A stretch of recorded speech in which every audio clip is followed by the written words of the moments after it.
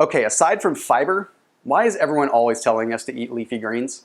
I mean, are they magical? Are they going to make us burn fat? Are they going to make us feel amazing? Well, in short, not immediately. It's kind of a cumulative effect. But I thought that this video would be a good one because I have a lot of people that get really tired of eating just spinach and kale. So I wanted to give you my 5 top leafy green vegetables. And they're not just my top 5. They are on a scoring system that really adequately puts them in place with what are the best vegetables that you can eat. Now what we're going to look at 3 different sections of these vegetables. We're going to look at the fiber content because we all know that fiber is good for the digestive system. A good digestive system means a healthy body. So that's obvious. Then the other one we're going to look at is going to be vitamin and mineral content. Again, we overlook this. It's like the word just goes over our heads. We just, in one ear, out the other. We don't really think about what these vitamins and minerals do, what these micronutrients do on a much broader scale within our body. So we're going to look at that. And then we're going to also look at the alkalizing benefits. We're going to look at the anti-inflammatory benefits, and we're going to look at the phytoestrogen and antioxidant benefits of these leafy green vegetables. Now, some science has made it simple for us to rate these. I'm going to explain that to you.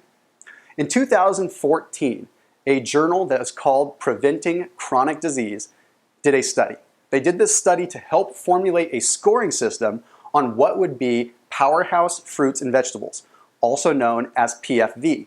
So essentially, this scoring system ends up being what's called a PFV score. Now the way that they started scoring these particular vegetables was they took 47 of them, 47 different vegetables that are touted as pretty healthy, and they conducted this study.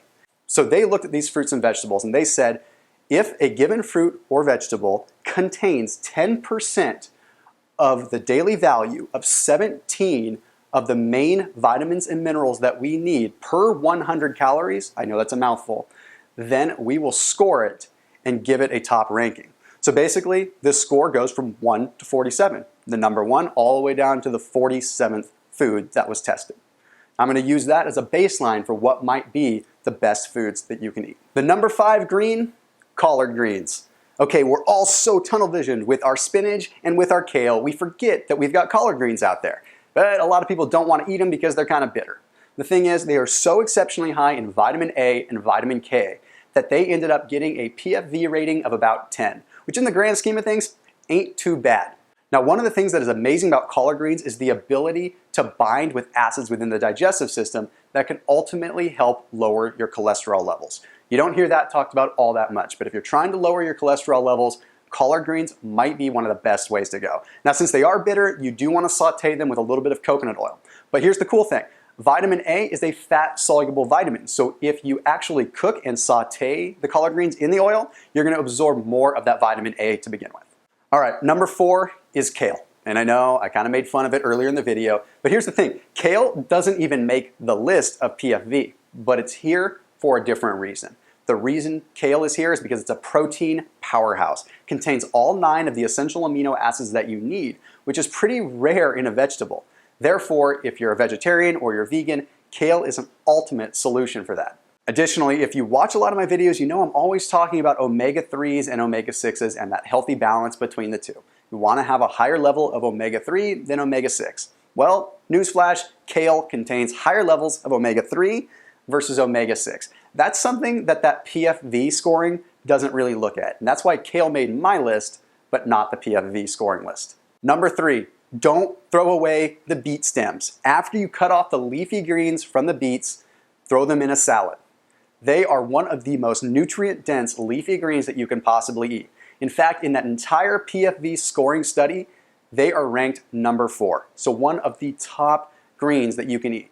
And one of the main reasons that I like them the most is they've got more iron than spinach. You know, we always hear that if you have an iron deficiency, you should eat spinach. Well, what if you're sick of spinach? What if you want something with a little bit more substance? Well, there's not a whole lot in the way of leafy greens that give you that iron until you come to beet greens. Now, in addition to that, super high in magnesium, which you don't get in a lot of leafy greens as well. I've done videos about magnesium. Higher levels of magnesium lead to higher levels of serotonin, which lead to higher levels of melatonin, which leads to better sleep and a better mood.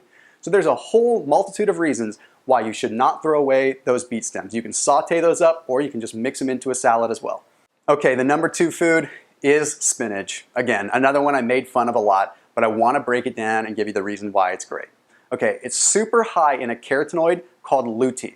Now, this lutein is great for overall brain health, has a lot of positive benefits. But additionally, spinach, in addition to being high in the iron that I talked about earlier, it's also high in zinc. It's one of the best natural sources of zinc. Now, if you're a male and you're trying to improve your natural testosterone levels, spinach is great because you're going to get those levels of zinc. Now, you could easily go take a zinc supplement, but come on, we all know it's better to get it from a nice whole food source. Spinach is also extremely high in vitamin C, which can help you lower those cortisol levels. Ultimately, just one of the most nutrient-dense green leafy vegetables that you can eat.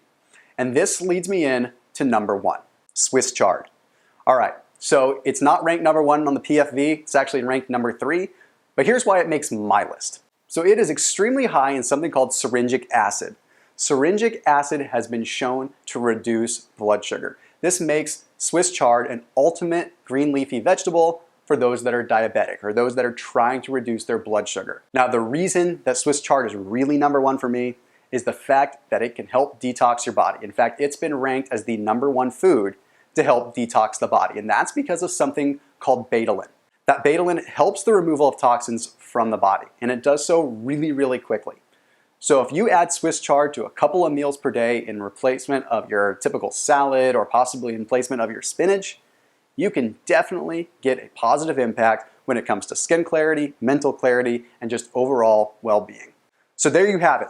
There's my 5 favorite leafy green vegetables. So go ahead and rotate them out throughout your meals to get that wide spectrum of nutrients, vitamins, and minerals, and start monitoring how much better you feel. I'll see you soon in the next video.